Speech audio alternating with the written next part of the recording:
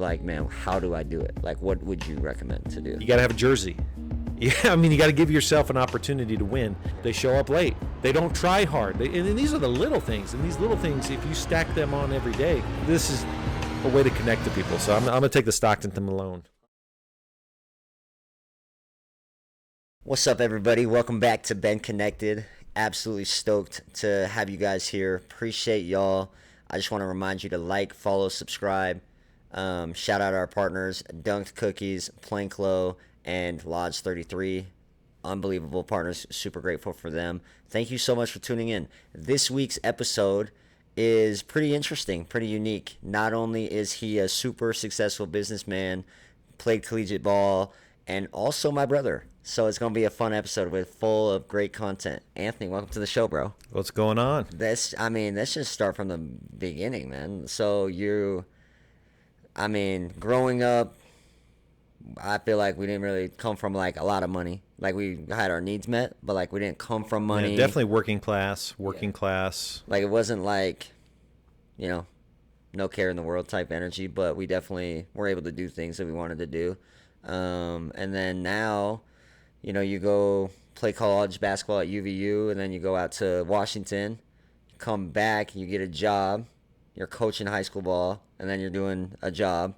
Tell us about like that process, because this is a really starting point as far as business wise. You got this job, and it kind of took a chance on this job, and then we'll talk about where it ended. But I was thinking about that with your show and everything, and it's interesting because in high school, playing sports, I was a 3-sport athlete, captain of the basketball team. I was the guy, the star. It was in this high school, small town in Green River, Wyoming. But the percentage of people that actually go to the next level is such a small percentage. And that was kind of an awakening for me. But I was thinking about like what my experience, and it wasn't what I expected. Because when you are a star of a team, you think it's just going to translate over and that's just how it's going to be. And that was not my experience at all. Yeah. And so I walked on the UVSC team, and I was the water boy. When they say a walk-on, in your mind, you were like, okay, like I'm playing, like I'm still on the team, I'm just not a scholarship guy. Well, I actually ended up getting a scholarship. I actually got a scholarship, but I was one of 3 walk-ons that kind of completed that 15-person team. But I mean, we had a loaded team. I mean, Ryan Toulson.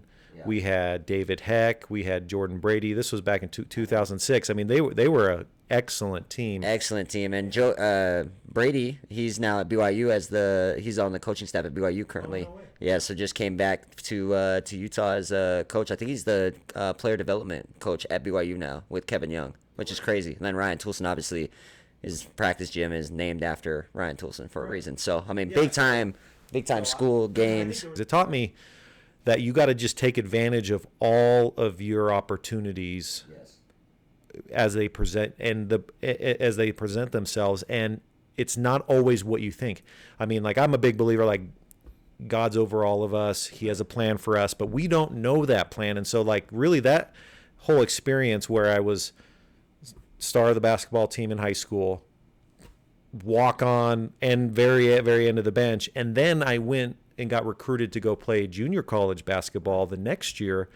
And I was kind of a third person off the bench, played, I had some good games. They called me the microwave, put them in, take them out, put them in, heat check, let's get them in. And that was a different experience. And you kind of got bullied in the student section though. The student section's kind of big dogged him a little bit. This was a funny story, but this was true. I played at Big Bend Community College, and as part of the NWAC, the Northwestern Athletic Conference, and we were playing I'll never forget, Ontario, Oregon, Treasure Valley Community College, and I was at the free throw line, and the student section started chanting, "Receding hairline." Receding hairline. And I was like, no, they ain't talking about me, no way. And then they go 34, and that was my number, and I was like, oh, okay, that was funny. Yeah, it was a good experience. But I remember thinking like, this is kind of how my athletic career unfolded. But there were some big takeaways that I had, especially the end of the season. So I had a full ride scholarship. It was great. It was a community college, but I loved it. It was a good experience, but also like I didn't get a ton of playing time. It was kind of, sometimes, I'd play some and sometimes I wouldn't. And so I got a compliment from my coach at the very last practice we had that year. And we were a good team too, because you got to remember, it's like 1% to 2% of the top high school players go on to play any college. Right. No matter what level. And you're talking in the world, right? I've talked about it a couple times in the episodes with other guys and stuff, and it's like, like I'm coaching a team right now, and it's like we got whoever's here or whoever's enrolled in the school. Where you're talking college level, even at the JUCO level, you got access to the world. You got kids from Africa, you got kids from Brazil, you got kids from all over the country. I mean, you had teammates like that from not America. Yeah, no, we had someone from Japan. We had someone all across the country. I mean, like everyone's vying for a spot here. I mean, like at the next level. But my college coach told me at the very end of practice, because it kind of clicked where I was like, I'm just going to give it everything I have, take advantage of that opportunity every practice early on that year. And I did. I sprinted to every drill. I was there on time. I tried to really, really do my best every single time. And he said, and he said this in front of the whole group, the whole team. And he was just like, Anthony, I don't remember the last time that you were in the game and made a significant impact. He's like, but you show up every day, you work your tail off, and I commend you for that. And I appreciate that example you set for others. And it was like, for me, that was a huge win. And then, I remember the last game we played, they put us in, because I would usually be like, second, third, fourth off the bench, but then I would play, trash minutes at the end of the game, because I was a shooting guard, second, third on the team, and so I was kind of like, with the second or third group, but I stole the ball, went up, laid it up and in, and that was in the NWAC tournament. And I was like, for me, like that was a cap for my career. And so like reflecting back now, I'm kind of like, what did I learn from that? I'm like, you just have to take advantage of the opportunity, and it's never usually what it ends up being what you think it will be. And so 100%. I've applied that to my business career and business life. And it's really played out the same type of way. Right. You can win, you can have that competitive mentality and win in business, in life, in sports, whatever. They all kind of cross with these similarities. I mean, showing up, being on time, following up. Yeah. Following up is like, I'm just shocked. Like some people, they don't follow up. They don't follow up. They're not there. They show up late. They don't try hard. And these are the little things. And these little things, if you stack them on every day, like that's what really matters. And that's how sports translates to winning in business. Is I had that same mentality, and I just tried to take advantage of the best opportunities I had. No, 100%. I think too, like, I mean, one of my good friends, Garrett Bowles, says that too. Like, it's not about where you start, it's where you finish and how you finish. And it's the same principle, right? It's like, it's literally all about the little things, right? And I'm telling my guys that I'm coaching right now, it's like everything you do matters. Like when you set a screen, it matters. It might not seem like it matters in that moment, but it matters, right? And then another thing is, taking advantage of different connections and different things that lead you to other avenues that you didn't even think, right? Like, I mean, I look at, you're playing Washington, that then you come back and you meet people from your mission, from college, and then that leads you to other options and avenues to explore down. And then you go into this business, kind of took a chance on this, like job wise, and it was kind of new for you, right, as far as what you were doing. And so I got into the mortgage business. It really was, it was just kind of, I got recruited in. It wasn't what I was planning. Again, like I believe God's overall, and he deserves all the credit because he has this master plan for each of us. But it was a great opportunity. I could see the opportunity. Right. And I was like, I'm going to see this out and grow it and do the small things each and every day and do the very best I can. And so we grew it from a couple hundred clients to over 60,000. Right. and national brand from a regional, small little, brand. And it really is, it starts like that, where it's those small little things each and every day. And in fact, I got a story about you. That just came to mind. And this was during practice one time, as you came up, and so you're 12 years younger.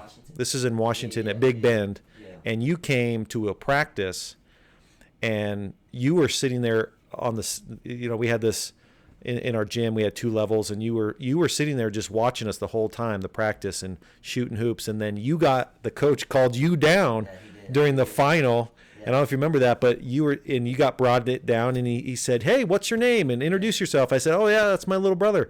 And you went around and you said, "Yeah, I love basketball." And so I think you can take that as like, you've always been observant. You've always been, you put yourself in a situation where you can be discovered. Yeah. And so I think some people think, well, how did that happen? Well, did you show up? Were you there? Right. Yeah, I mean, like, you were there, and I mean, you must have been 8, 9 years old maybe, and you got brought down on the court and stuff, but you've always put yourself in a situation where you can be seen and be given those opportunities, because those opportunities, they don't always come. Right. And I think like in business, right? Like even in my career right now, like my job wise, like, where I started buying cars, getting cars for the lot, then went to be a lot tech during COVID because like things kind of got crazy. So I was like, no, I still like to be a part of this. And so I'll do that, to now where I'm at. And it's like, it's just staying the course and like trusting and believing in your value and yourself. And it's like, hey, like, you were put in these positions for reasons, right? And sometimes you don't understand them, and you don't really like want to understand them. You know what I mean? Like, because like I was the same way, right? Like in high school, I scored a lot of points, played really well, and I was like, man, I'm gonna just make this transition to basketball in college, and it's gonna be incredible. Then it's like, I go on a mission, my path kind of changes, and it's like, and that's okay, and that's totally fine. And it's like, you realize in those moments what opportunities truly mean and are in each moment. And I think like for you, as far as business, it's like you take the chance on the business and the mortgage, but where at that point wasn't really cool. And nowadays everyone's like, okay, I want to be a realtor, I'll be a loan officer. Like there's people that, it's more normal, I guess, where like back then it really wasn't that cool, right? Like now, like it's you like got to put yourself in a position to win, and you got to believe in it yourself. It's like, if you don't do that, you're not going to be successful. And like, I remember thinking, the business I was in was mortgage education and training, and I sold the business earlier this year. But I just remember thinking, wow, yeah, so the people that I'm selling this service and product to have to have it every year. Right. Have to. Yeah. I like that business because I know now, like, the other hurdles, you just have to adjust the price, put yourself in their shoes, and then we just got to grow it out. You're never satisfied because, in sports, it's like you're not satisfied with getting 2, 4, 6 points. You want to get more. You want to get better. You want to improve.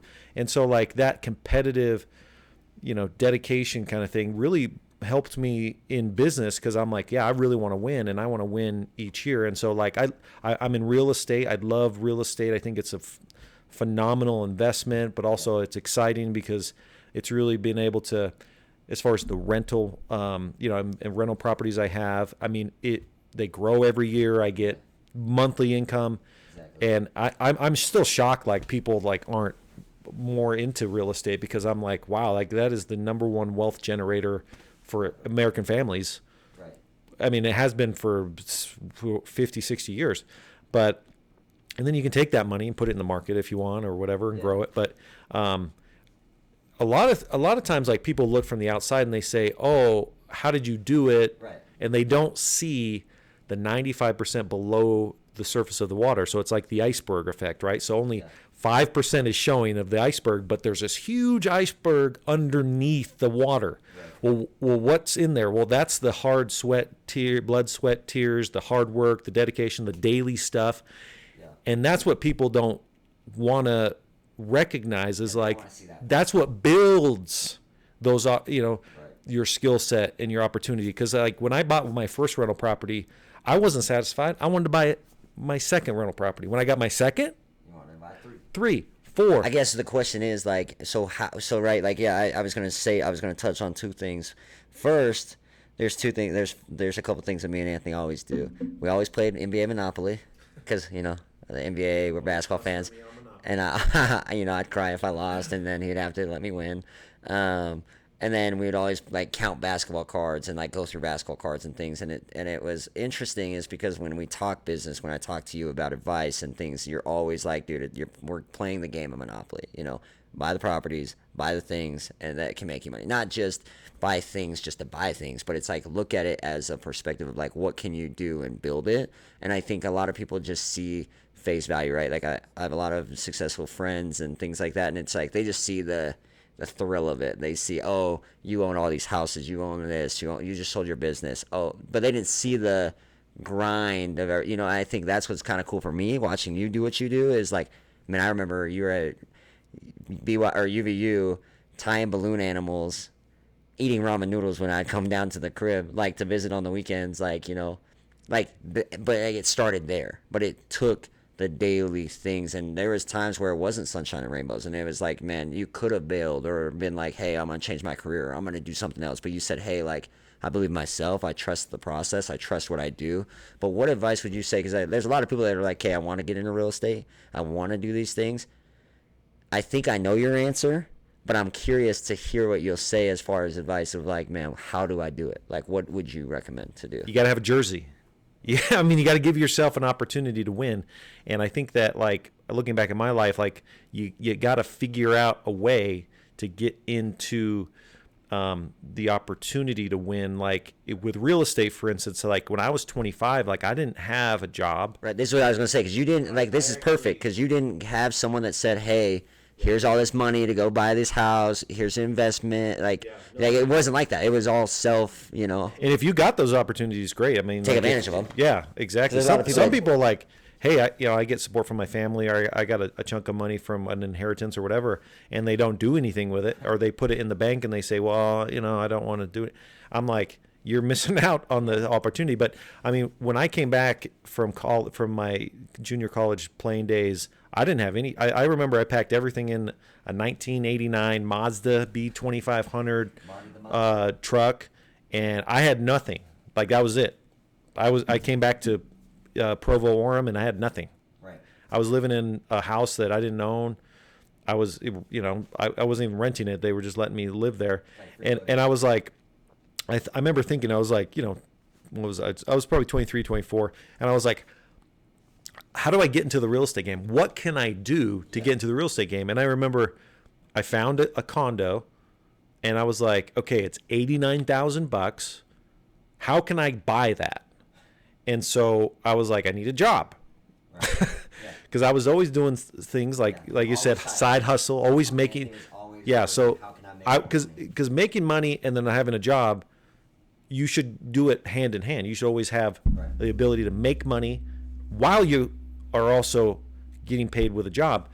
That just helps you. So I was always doing that kind of stuff, but I was like, okay, I got to find a job so I can qualify for a mortgage to buy this house. And that's what I did. I found a job, got a mortgage.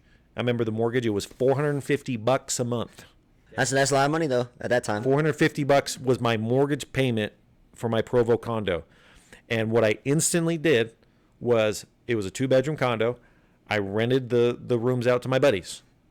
I had someone sleeping on the couch. I had 2 people in the spare bedroom, and I was charging rent. And all of a sudden, I was making a couple $100 a month, paying my mortgage, making some money. Right. And I was like, wow, this is nice. Now that place, I learned later, that it doesn't matter what type of real estate, because that place was a dump. Yeah, that place was not good, guys. Like, I'm talking like we called it. We won't name the name because we don't want to out the place because it's still up and running. But we called it the crack house type of energy. It was not pretty. It was, yeah. And it was not. It was a starter place, right? It was somewhere to start. But you took the chance, though. I think that's a big point that people miss. But I got into the game. And what 4 or 5 years later that helped me do is I was making money, on rent every month.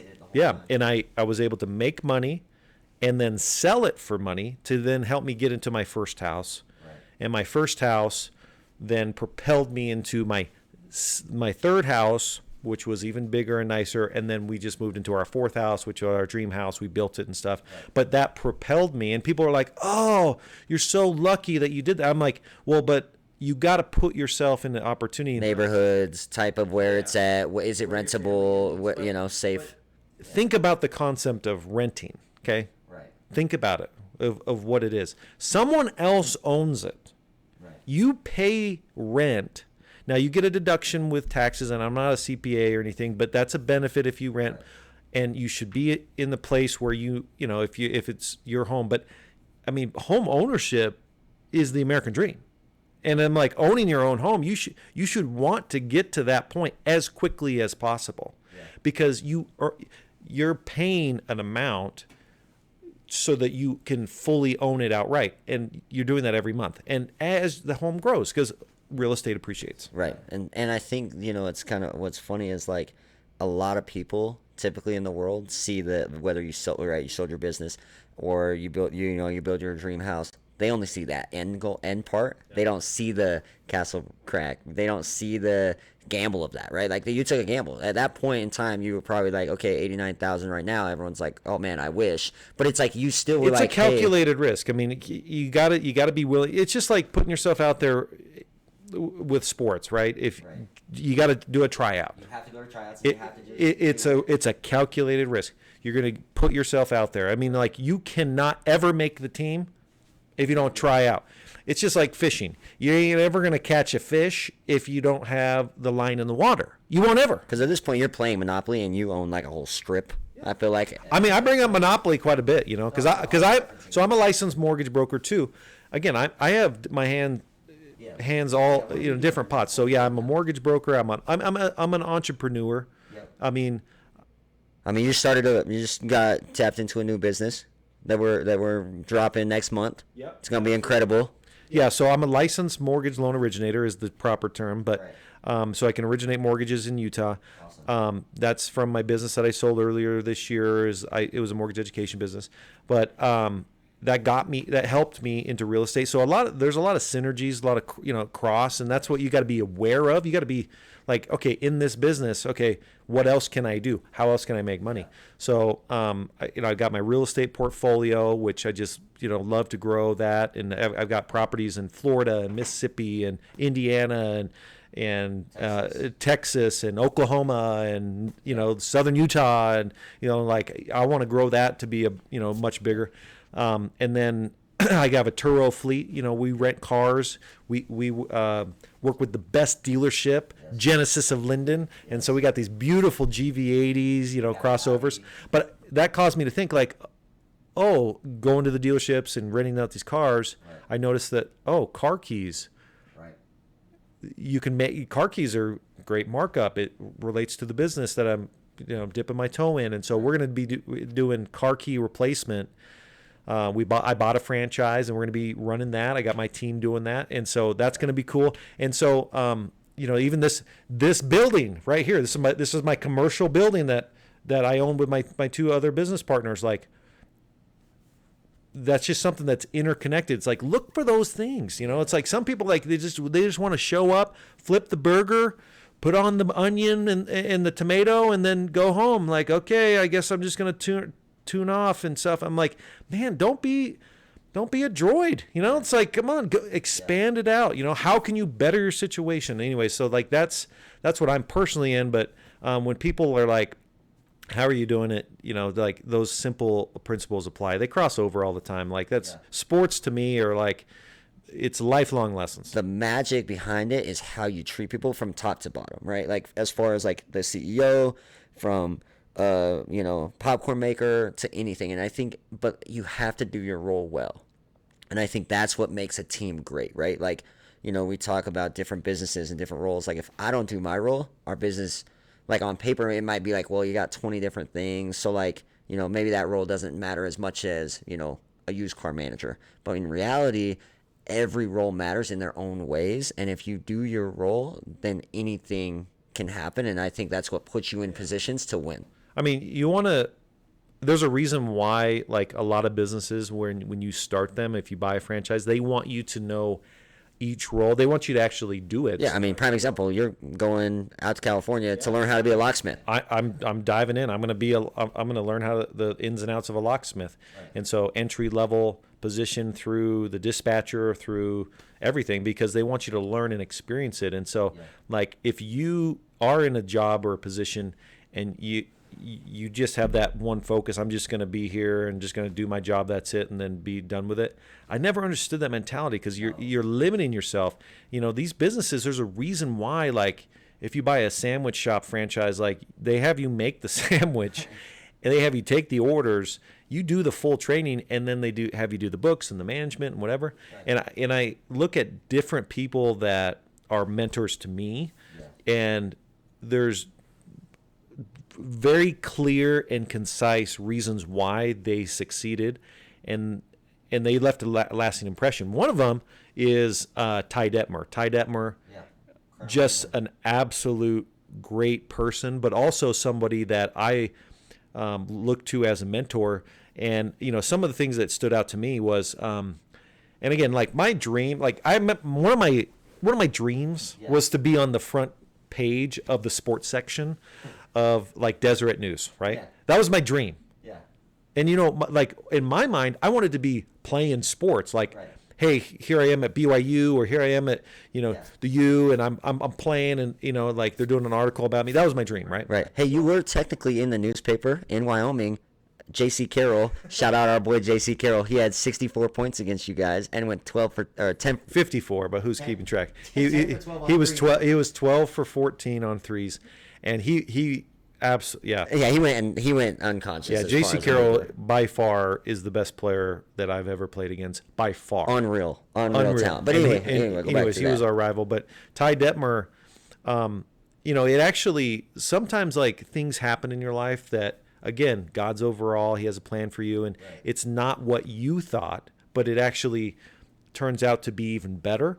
And so Ty Detmer, he runs a ranch, hunting. I love hunting. We connected at the expo, whatever, here in Orem, and I signed up for one of his hunts. And I went down to South Texas for one of his hunts, and it just so happened that they're doing a story. And so if you Google Anthony Johnson and Ty Detmer, on the front page of the Des News 2018, you'll see me and him.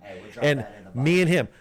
Deseret News in the sports section. But guess what? It wasn't sports. It wasn't really me. It was a story about Ty, but Ty was, guiding me on this hunt, which was phenomenal. He was just a stand-up guy, and he left a lasting impression. He gave me his phone number. He picked up the phone when I called him.